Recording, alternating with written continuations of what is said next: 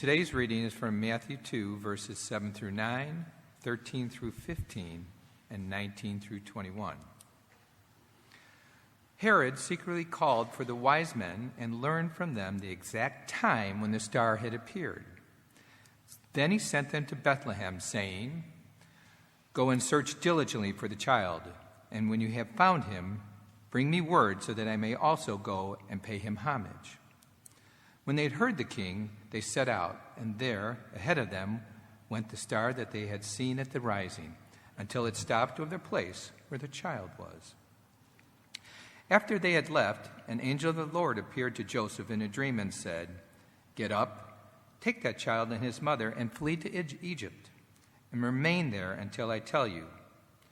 For Herod is about to search for the child to destroy him." Then Joseph got up, took the child and his mother by night, and went to Egypt, and remained there until the death of Herod. This was to fulfill what had been spoken by the Lord through the prophet, "Out of Egypt I have called my son."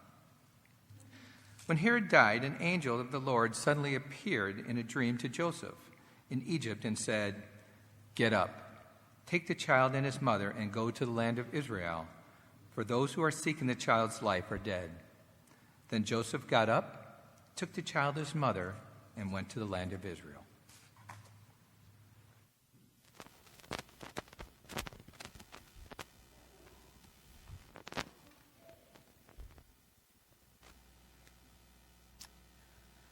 My father's birthday is January 10th.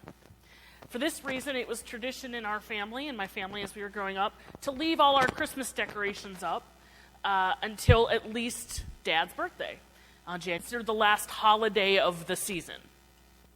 Thankfully, my mother has always been tasteful in her Christmas decorating, so nobody ever complained. Although a lot of my friends would say, like, "We took our stuff down on the 26th," and I'd be like, "Oh, that's just what we do in our family." It wasn't until many, many years later that I found out that our tradition was actually pretty close to the ancient tradition of celebrating Christmas for a total of 12 days. For those who don't know, I will explain. You see, for most of the history of Christianity, Christmas was celebrated as a 12-day-long festival at the end of Advent. Advent is the time leading up to Christmas, and it wasn't really a festive holiday at all. It really was more of a thoughtful, prayerful season. But then Christmas begins on December 25th. It continues for 12 days, yes, like the song, until January 5th. And January 5th is the 12th night, like the Shakespeare play. Now, I tell my Sunday school classes this, and the 4th and 5th graders tend to get really excited at the idea of 12 days of Christmas, because 12 days of Christmas means what? 12 days of presents. And I explain to them, however, actually, it's not quite how it works, because gifts traditionally were not given until after Christmas on January 6th. See, January 6th is known as Epiphany, and it's the day we remember and celebrate and commemorate the coming of the wise men. And, of course, they brought gifts. They brought gold, frankincense, and myrrh, what every baby needs. And because they brought gifts, we commemorate that holiday by bringing and giving gifts. So if you're all excited about, 12 days of Christmas, you might want to think about having to wait 12 more days to open your presents, too. So there's that. So I say to you truly this morning, Merry Christmas. It's only day 5. We're less than halfway through. Now, I can see by the looks on some of your faces that that's not, you thought you were done, we've moved on, I get it. I'm not saying you're doing Christmas wrong if you're not celebrating it this way. In fact, for many tired parents, the very idea of having even one more day of Christmas is not exactly a celebration. But I'm not saying you're doing Christmas wrong if you're not celebrating right to the end. There's no time of year that is more heavily imbued with tradition and expectation than the holidays, so I'm not about to burden you with more. But I will say this. We do miss something when the story stops on Christmas Eve or Christmas Day. When the story stops with that sweet newborn tender and mild, sleeping in heavenly peace. I love that story. Swaddling clothes. Has anything ever sounded more comfortable than swaddling clothes? Shepherds quaking in fright. But it's not the full story. Today's reading is from the book of Matthew, and it tells us only a short bit of what happened next. I think it's safe to say it gets pretty dark pretty quickly. Sometime after that silent night, holy night, wise men from the east come to see the child. As would have been traditional in those days, these wise men, which are sometimes called kings or magi, they first introduced themselves to the ruler of the area. It would have been the diplomatic thing to do. They come into this land, they go and they find the ruler of the land, and they say, "Hello, we're here in your land." At that time, a man named Herod was allowed to think of himself as the ruler of that area or the king of that area. Now, the reason I say it that way, that he's allowed to think of himself as the ruler instead of he's the ruler, is because realistically, Herod was really just a puppet ruler. The entire Palestinian region, as well as much of the known world at the time, was actually ruled by the Roman Empire. But what they would do is in different areas, they would allow and set up rulers to kind of run the area. As long as they didn't mess with what the Romans were trying to do, it was all good. So the wise men go to Herod as an act of diplomacy. And while they're there, they ask, rather unwisely, if you ask me, about a baby that had been born that will be some sort of king. Now you can imagine how this strikes Herod, whose own claim to any sort of throne is flimsy at best. Now, a king who was secure in his role, is secure in his position, would probably have laughed this off, assuming it was some sort of error in translation. What new king? What are you talking about? Okay? But that's not how that strikes Herod. Herod, who any day knows that he could lose his throne, just at the whim of some centurion in the army or something along those lines. But a king who is just king in name has to crush any possible threat as soon as possible. Now, thankfully, the wise men see that odd glint in Herod's eye, and they decide to strategically forget to report back to Herod after they do indeed find the child that they are seeking, guided by stars and some sort of where I will never understand that. But Herod doesn't forget.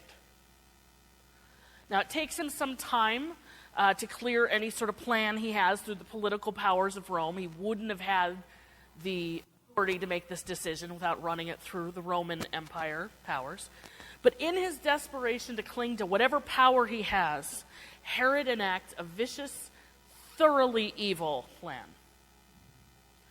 He demands that all male children in the area of Bethlehem who are under the age of 2 be killed.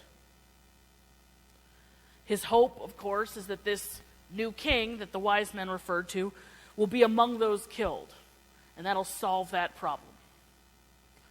Merry Christmas, everybody. This is part of the story.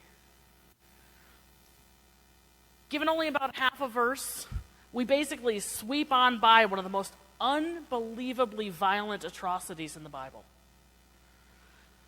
The fact that Matthew simply mentions this and moves on should boggle our minds. But historians say that while they can't actually corroborate with other sources, other historical records, they can't corroborate this particular atrocity, this particular slaughter of the innocents, as it's called. But they say it's actually because this was so commonplace. This was such a normal thing for these rulers and leaders to do, to just, we'll just wipe out an entire generation of people.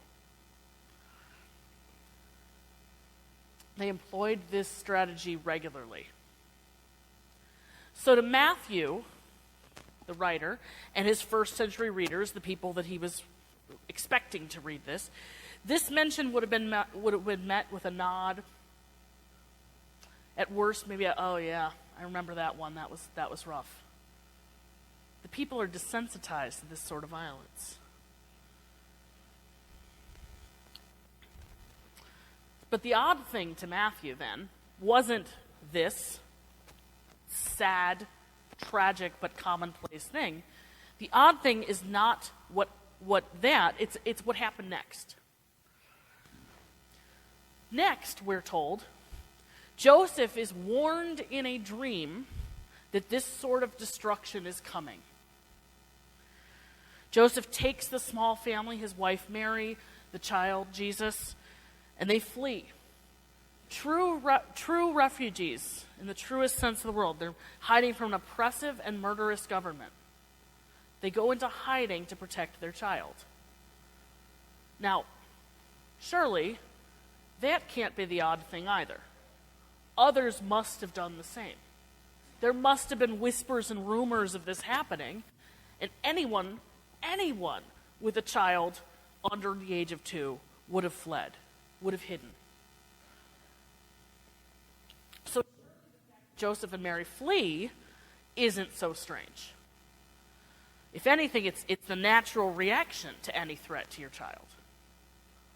So what is odd here?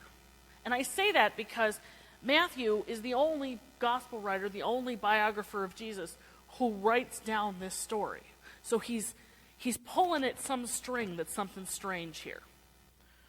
What's so strange about the actions of this little Jewish family, given the time and the circumstances? What's so odd that happens here? What catches Matthew's attention and what's caught mine this morning is where they flee.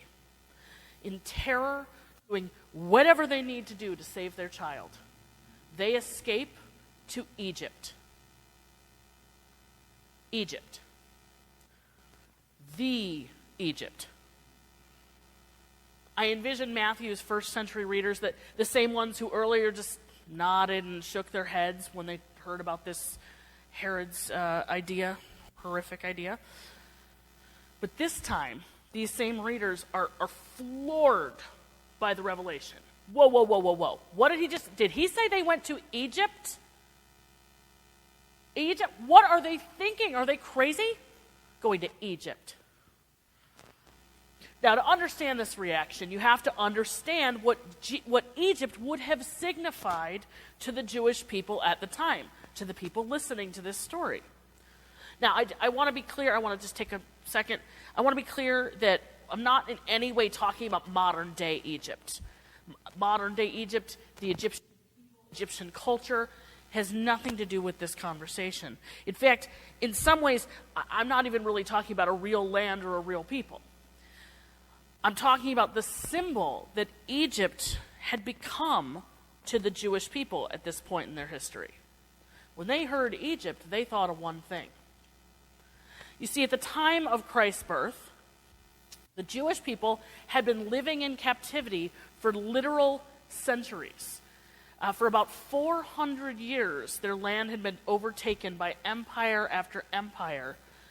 The Babylonians, the Medes, the Persians, the Greeks, the Macedonians, and now, of course, at this point, the Roman Empire. By the way, that is why there are 4 Advent candles, 400 years. That's what we remember during Advent, is all that waiting. Just an aside. So during those 400 years, to comfort themselves, to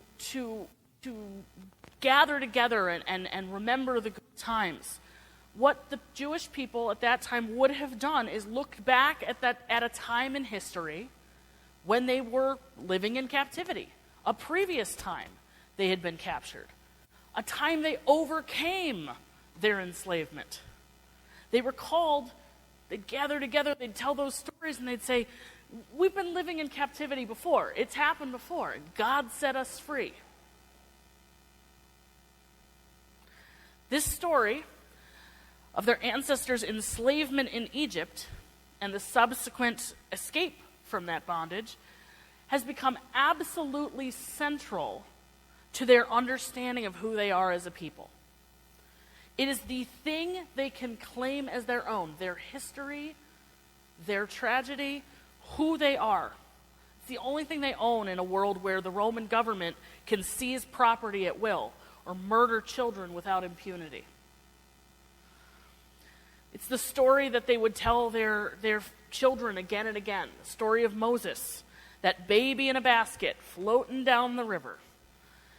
The Moses who saw a burning bush and led the people through the Red Sea. You've all seen the Ten Commandments. You know what I'm talking about.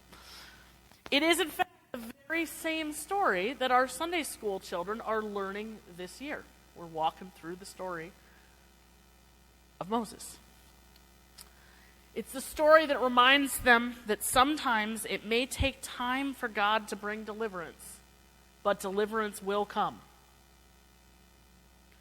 So by the time of Jesus' birth, in the days of Caesar Augustus, Egypt was, to the Jewish people of Galilee, the utmost symbol of evil.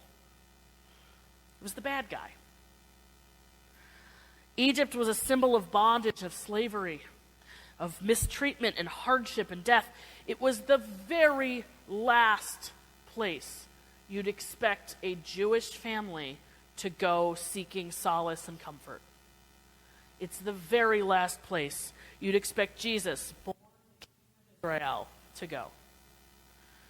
The very last place you'd expect to associate with safety and comfort and refuge.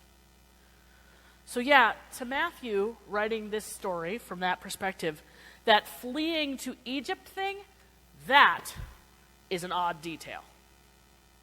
Our modern eyes skip over it. It's in the Bible, albeit one of the only ones that's easy to pronounce. But Matthew is trying to say something here.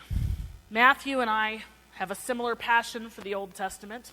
He had it first.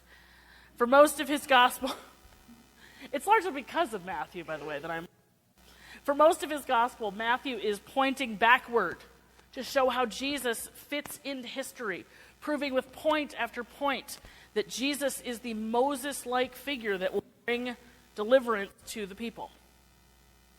In fact, many scholars say that the word Messiah is related to the name Moses.